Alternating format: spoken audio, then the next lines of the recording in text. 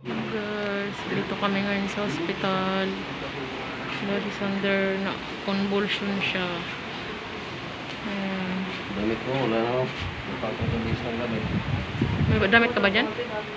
Wala na, gatay.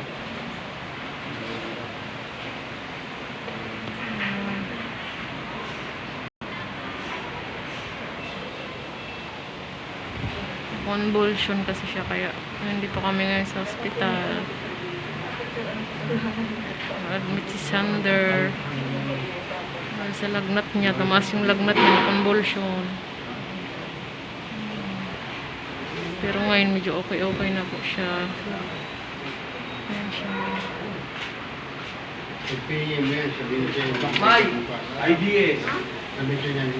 Hirap pala pag may sakit yung anak natin. Lalo na pag kinokonvulsion. Wala kaming tulog magdamag.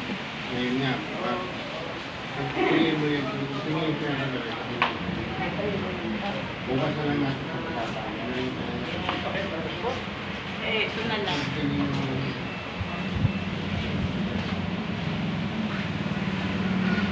Ay, nako. Thank you po sa inyong lahat.